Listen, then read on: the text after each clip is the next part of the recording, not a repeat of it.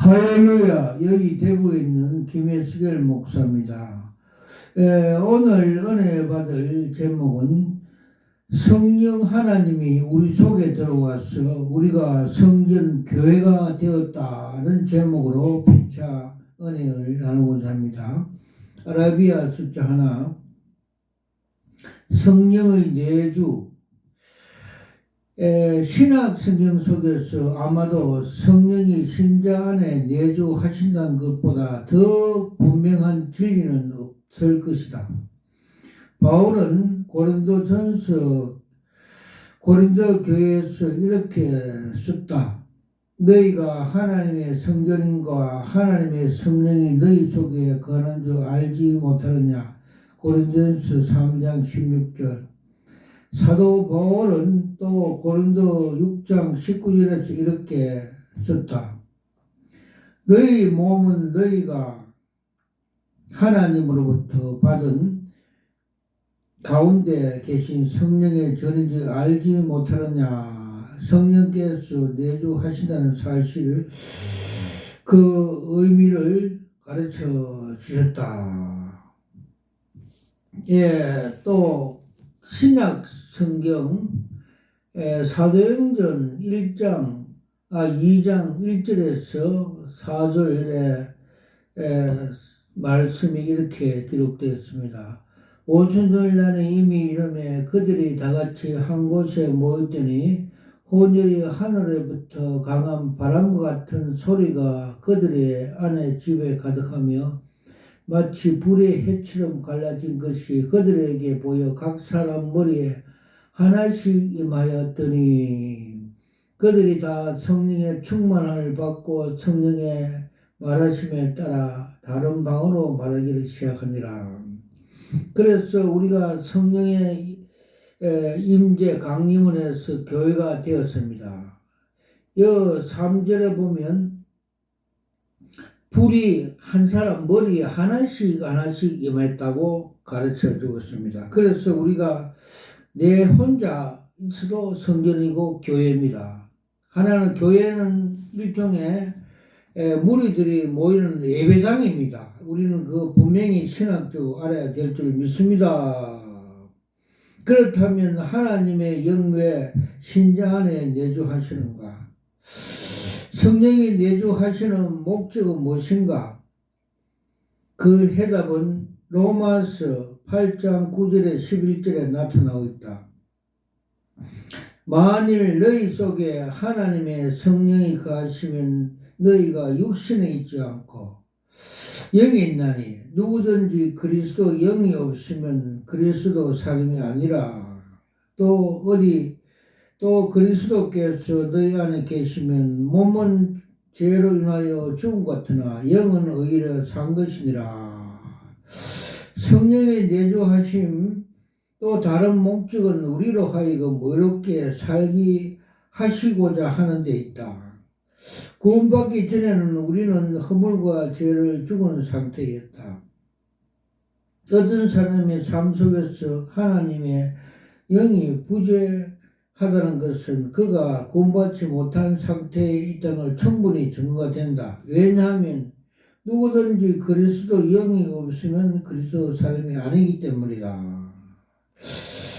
유다는 그의 서신에서 어떤 구원받지 않는 분류의 사람들에게 이렇게 기록했다. 이 사람들은 당을 짓는 자이며 육에 속하는 자이며 성령이 없는 자이라.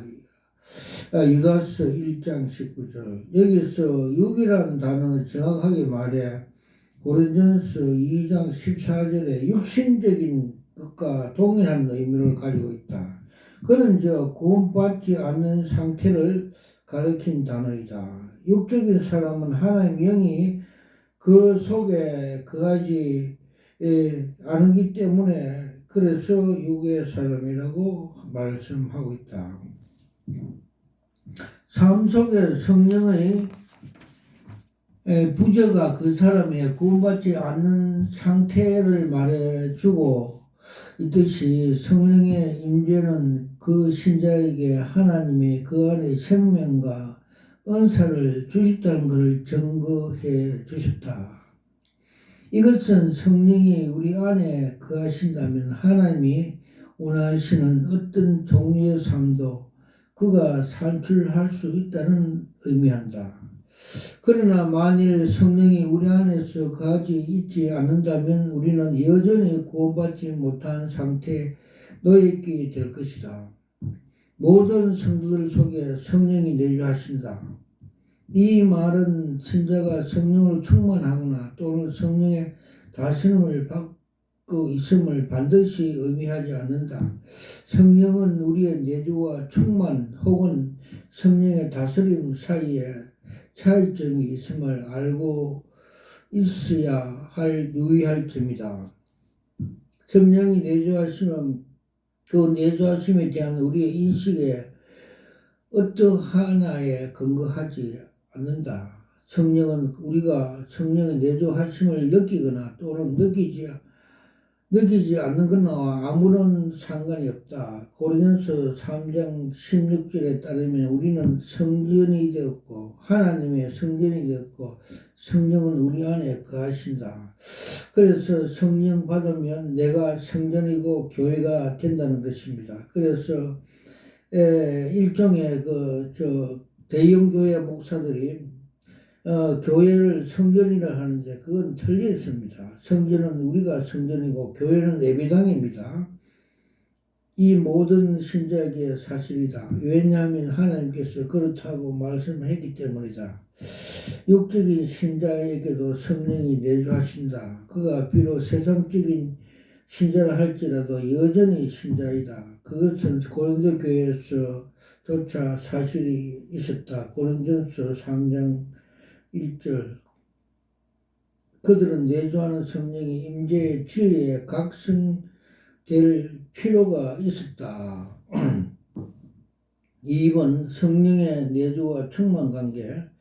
하나님께서는 그의 진리를 우리에게 분명히 보여주심에 불구하고 여전히 육적인 상태에 머물 때 그 결과는 우리로 하여금 자신의 마음을 성찰해 주는 원인이 된다. 성경은 이렇게 말씀하고 있다. 누구든지 하나님의 성전을 더럽히면 하나님이 그 사람을 멸하시리라. 성전은 거룩하니 너희도 거룩하라. 고린도전서 3장 17절. 이 말씀을 어쩌면 성육적인 죽음을 의미할 수도 있다. 그러나 우리가 그렇다고 생각하든지 아니면 그렇지 않든가 하나님은 우리의 몸을 그의 성전으로 삼으시고 거룩하다고 말씀하신다. 우리는 값으로 사신 바 되었다. 그러므로 우리 하나님이 몸과 마음을 가지고 하나님을 영화롭게 해야 할 것이다.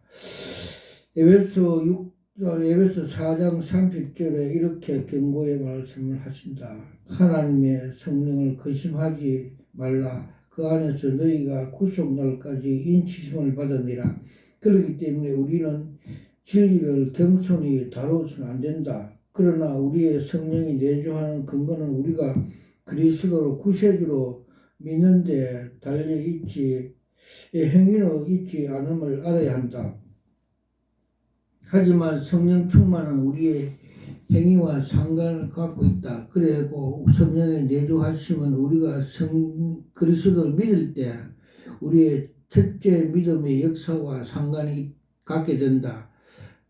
즉 성령의 내주하심은 영구적인 문제를 다루고 있을 뿐만 아니라 한 번 사건이 일어날 것이다. 이 진리는 또한 우리의 확신이 어디 있는가 하는 요인이기도 하다. 주님께서 이렇게 말씀하셨다. 내가 아버지께서 구하겠으니 그가 또 다른 보혜사로 너희에게 줬다. 영원토록 우리와 함께 하시니라. 요한복음 14장 16절. 그 다음에 주님은 제자들에게 하나님의 영이 그와 함께 하시리라 말씀했다. 저는 진리의 영이라. 세상은 능히 이를 받지 못하니 이는 저를 보지도 못하고 알지도 못합니다. 그러나 너희는 아나니 저희는 너희와 함께 거할 것이요 너 속에 계심이라. 아멘. 그래서 성령 하나님이 우리 속에 들어와서서 우리가 성전이 되었고 교회가 되었습니다. 일부 대형교회 목사들이 교회를 성전을 교회라 하는데 그렇게 하면 틀린 것입니다. 거기는 예배당입니다. 그래서 우리 개인이 성전이고 주님께서 두세 사람 모인 곳에 나도 함께 있다가 하시기 때문에 우리가 두세 사람 모이고 예배 드리면 거기가 하나님이 연락하시고 예배를 받아주십니다. 아멘. 죄는 성령을 우리보다 분리시키지 못한다. 그러나 틀림없이 우리의 몸에 아픔을 가져다 줄 수 있다. 그리스도인은 죄를 지을 때마다 성령이 스스로 떠나신다고 하면 그 그리스도는 각성 없이 또 그리고 생명 없는 상태로 내버려 두지 될 것이다. 그리고 만일 가능하다면 그것은 아직 거듭나지 못하는 의미를 하고 있다. 그의 중생은 몇 번이고 되풀이 반복되어져야 한다는 것을 의미가 된다. 그러나 우리가 죄를 지을 때 그 죄로 인하여 영향을 받는 것은 내주하심이 아니라 성령 충만과 능력이다. 성령의 내주하심에 대한 증거는 우리가 경험한 근거가 아닌 하나님 말씀 선포이다. 하나님은 그 선언을 하셨다. 그리고 그 자체가 그것을 사실 우리에게 확증해 준다. 하나님은 말씀을 하시기도 또 우리에 속하지도 않는다. 우리는 성령의 내주하심을 증거로 열매를 찾으는 것이 아니라 하나님을 믿어야 한다. 반드시 성령의 열매는 우리가 성령의 다스림을 받고 있느냐 그렇지 않느냐는 증거가 된다. 세 번째, 성령의 내주와 관련해서 문제되는 구절, 성령의 내주란 주제와 관련해서 사도행전 5장 32절 같이 약간 문제가 되는 구절을 잠시 생각해보자. 우리는 이 일의 증인이여 하나님이 자기를 순종하는 사람들에게 주시는 성령이 그리하니라. 우리는 하나님 영이 신자와 순종하는 삶의 결과로 주어진 것이라고 속단 내리지 말자. 그에 대한 영적인 추측은 사도행전 6장 7절에 하나님 말씀이 점점 왕성하여 예루살렘에서 제자들의 수가 더 많아지고 허다한 제사장 무리도 도를 복종하니라. 이것은 베드로가 사도행전 5장 32절에 언급한 순종이다. 거기서 그는 믿지 않는 이스라엘 지도자에 관하여 말했는데 만일 그들도 예수 그리스도 관련된 믿음으로 순종했다면 구원을 얻을 것이라고 말했다. 동일한 진리에서 또 로마서 1장 5절에 나타나고 있다. 그로 말미암아 우리가 은혜와 사도의 직분을 받아 그 이름을 위하여 모든 이방인 중에서 믿어 순종하나니 그렇다면 신자가 구원을 받을 때 그리스도를 믿는 믿음과 결과로서 성령의 내주함 역사가 시작되는 것을 이 구절로부터 분명해 준다.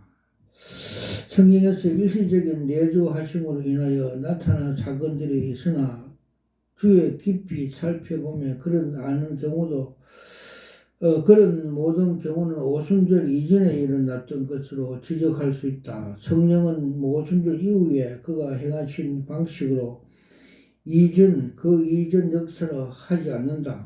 우리는 하나님이신 신 사울에게 떠난 것을 본다. 또 다윗의 심각한 죄를 범하고 난 후에 하나님의 성신이 자기에게 거두고 가지 마시도록 강구하였다. 이러한 사람들은 그때에 우리가 오늘날 갖고 있는 약속, 즉 하나님의 신이 신자와 함께 영원히 구하는 것이라 약속을 갖고 있지 못하였다. 아라비아 숫자 세 번째 성령 세례. 다음에 세 구절 중에 성령의 세례라는 주제로 연구하는 데 있어서 그 배경의 형성해 줄 수 있다. 바로 고린도 교회에서 첫째 서신에 이렇게 기록되어 있다. 우리가 유대인이나 헬라인이나 종이나 다 한 성령으로 세례를 받아 한 몸이 되었고 또 한 성령으로 마시니라. 고린도전서 12장 13절. 그리고 우리는 로마서 6장 8절에 이렇게 기록되는 본다. 무릇 그리스도 예수와 합하여 세례를 받은 우리는 그와 죽으심과 합하여 세례를 받은 줄로 알지 못하느냐. 우리가 살펴볼 때 셋째 번 구절에는 다음같이 갈라디아서 3장 27절에 누구든지 그리스도 합하여 세례를 받는 자는 그리스도와 옷을 입었느니라. 아멘. 성령의 세례 정의, 성령 세례란 단어는 영어에서 단어가 아니라 우리의 그 단어를 영어로서 음영되어진 그거를 사용하고 있을 뿐 원래 헬라어로에서 온 것이다. 즉 단어를 번역하지 않은 채 그대로 헬라어에서 영어로 옮겨진 것이다. 헬라어에서 등 여러 가지 형태의 단어가 있다. 이 단어는 이 성령 연구하는 우리들에게 매우 중요한 두 가지를 의미를 가르쳐 주는데 첫째 번의 의미는 배가 물에 잠기는 뜻이다. 잠긴다는 의미이다. 이 또한 재난에 휩쓸린다는 의미로 있다. 이 말은 우리가 로마복음 12장 50절에 나는 받을 세례가 있으니 그 이루기까지 나의 답답함이 어떠한지라고 말씀하실 때 기록된 것과 유사하다. 예수님께서 배에 물에 잠기는 것과 같이 무엇을 잠기는 대해서 말씀한 게 아니라 혹자에 말씀한 것이 그렇고 그 의미의 십자가에서 죽음을 의미한다. 아멘 할렐루야.